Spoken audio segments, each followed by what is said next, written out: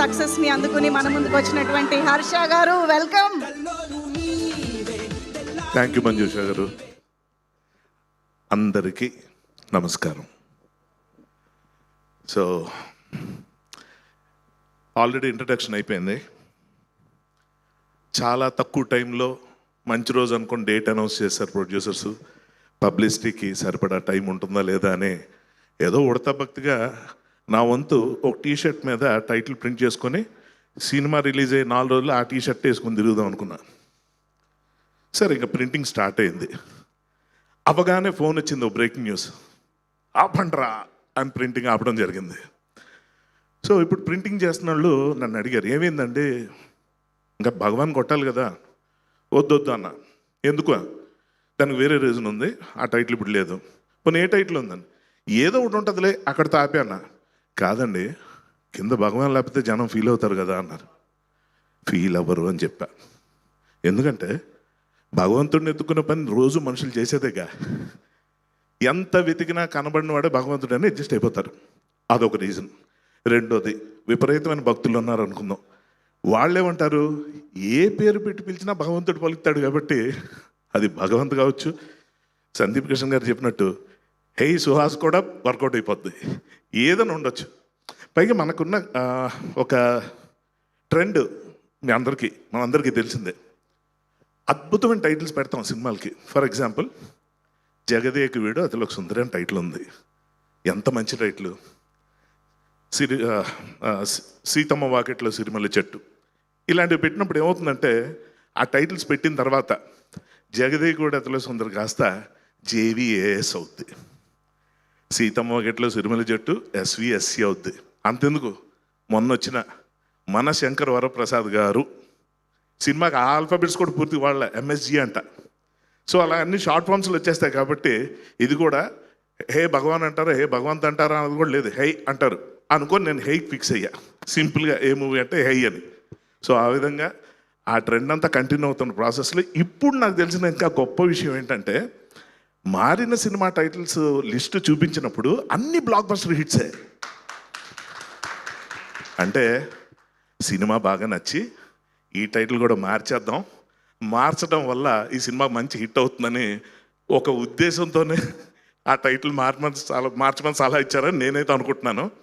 ఈ కథ విన్న దగ్గర నుంచి కూడా నేను నా క్యారెక్టర్ చెప్పడానికి మా డైరెక్టర్ గోపి నా దగ్గరికి వచ్చినప్పుడు నా క్యారెక్టర్ వరకు చెప్దామని పాపం ఆయన వచ్చాడు.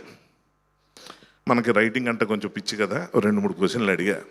45 minutes గాన్. షూటింగ్ ఆపి మరీ చెప్పడం మొదలుపెట్టాడు. నేను ఎంత ఎంజాయ్ చేశానంటే, నేను ఒకటే అన్నా, ఈ సినిమా చెడిపోవాలి అంటే మీరు పెద్ద తపస్సే చేయాలి. మామూలుగా అయితే యాజ్ ఇట్ ఈస్గా వచ్చిన తీరు తెన్ను, ఎన్ని సర్ప్రైజ్లు అంటే ఇందులో ఏవేవి చెప్పాలో తెలియదు.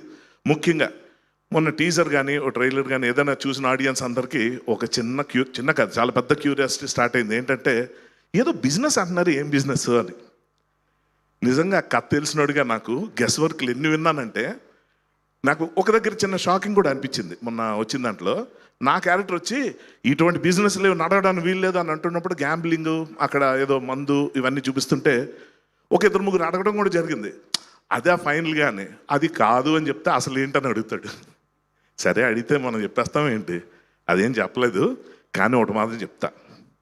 ఈ క్యూరియాసిటీతో 50% వచ్చే ఆడియన్స్ ఆ కథ విని ఆ సర్ప్రైజ్ చూసి దానితో ఉన్న ఎంటర్టైన్మెంట్ని ఎంజాయ్ చేస్తూనే అద్భుతమైన ఎమోషన్స్ ఇందులో ఉన్నాయి. అది మాత్రం నిజంగా స్టన్నింగ్. చాలా కాలం పాటు నిలబడిపోయే సినిమా అన్న విషయం నాకు ముందే తెలుసు. ఇప్పుడు ఈ టైటిల్ రిఫరెన్స్లు ఇవన్నీ చూసిన తర్వాత ఇంకా అర్థమైపోయింది. ఇది undoubtedly an extraordinary entertainment with highly emotional drama. ముఖ్యంగా దీని గురించి చెప్పాలంటే, సుహాస్ అతని నిజంగా మెచ్చుకోకుండా ఉండలేము. ఎందుకంటే సందీప్ కృష్ణ గారు చాలా బాగా చెప్పారు. అది అంటే నేను అంత బాగా చెప్పలేకపోతాను. బట్ అతను నోయింగ్ హిమ్ అండ్ సినిమా గురించి అన్నీ చూసిన వ్యక్తి కాబట్టి, సుహాస్ పట్టుకుందల బంగారం అవుతుంది అని అనుకునే రోజుల్లో తర్వాత అర్థమైంది ఏంటంటే, ఆయన పట్టుకుందల బంగారం అవదు, ఆయన బంగారాన్నే పట్టుకుంటాడు. సెలెక్షన్ ఆఫ్ స్క్రిప్ట్స్ అన్నది ఎంత కీలకమైన రోల్ ప్లే చేస్తుందో ప్రతి యాక్టర్కి తెలుసు. అందరూ మంచి సినిమా చేయాలని అనుకుంటారు, అన్ని నమ్మకాలతో దిగుతాం. కానీ ఏది ఎలా అవుతుందో తెలియదు. ఇటువంటి కాంపిటీషన్లో, ఇటువంటి ఇన్సెక్యూరిటీలో ఏమి చేప కింద నీరులాగా మెల్లగా ఒక సుహాస్ కానీ, ప్రియదర్శి కోర్స్ లేకపోయినా గురించి చెప్పొచ్చు కదా, మంచి దీంట్లో ఉన్నప్పుడు డెఫినెట్గా అటువంటి వాళ్ళ సినిమాలు అనేటప్పటికి డెఫినెట్గా ఆ టైటిల్ ఏంటన్నది ఎవరో చూడరు.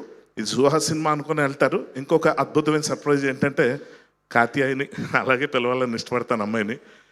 ఎంత వండర్ఫుల్ పర్ఫార్మెన్స్ అంటే ఇక సుదర్శన్ కానీ, ముఖ్యంగా సుదర్శన్ గురించి కొత్తగా చెప్పడానికి ఏం లేదు, ముఖ్యంగా నరేష్ గారు అండి. ఆయనతో ట్రెండ్ నడుస్తుంది ఈ మధ్య. ఏంటి రెండో పెళ్ళి అని అడిగితే మన పండుగ వచ్చిన సినిమాలు కాదు, మళ్ళీ పెళ్ళి అంట. దానికి క్లాప్సే. ఆయన పెళ్లి గురించి సపోర్ట్ చేసిన క్లాప్సే, విడిపోతున్న క్లాప్సే, ఆయన ఏం చేసిన క్లాప్సే.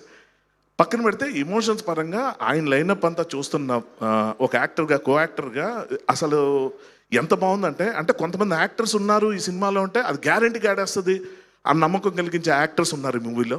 So I wish the entire team all the best. ఈ సినిమాకి ఇటువంటి కథకి అంటే హైలీ ఇమోషనల్ ఉంటుంది, ఎంటర్టైన్మెంట్ ఉంటుంది, వీటన్నిటితో పాటు డ్రామా మొత్తం ఏవేవి ఉండాలట అవన్నీ ఉంటాయి. వాటన్నిటినీ చాలా బ్రహ్మాండంగా ఎలివేట్ చేసే music Vivek Sagar. He rocked it. మామూలు కాదు. అతనికి స్పెషల్ అప్రిసియేషన్, స్పెషల్ మెన్షన్ ఈ మూవీలో ఉంటుంది. అఫ్కోర్స్ అన్నిట్లో ఉంటాయి, కానీ ఇది నాకు తెలుసు కాబట్టి చెప్తున్నా. It's not a promotion, it's a promise. Please watch. Thank you.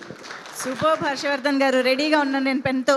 అసలే మీరు రైటరు, మేము మిస్ అవ్వకుండా మీ చేత బ్లెస్సింగ్స్ రాయించుకోవాలనుకుంటున్నాం. బ్లెస్సింగ్ వాల్లో ఇప్పుడు నాకు సైట్ ఉందని ఊరంతా తెలియాలని కళ్ళద్దాలు అక్కడ పెట్టొచ్చాను. అటు తిరిగితే ఏం కనబట్లేదు. ఇంకా నేను పెట్టాను. దేవుడి మీద భారం పెట్టి నేను ఏదో ఒకటి రాస్తాను, మీరు చదవండి. ఓకే.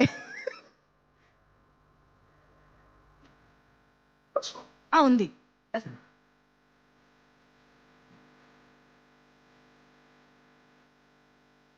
టైటిల్ మార్చాను నేను కూడా. నాట్ ఏ టైటిల్ లాగా. ఓకే.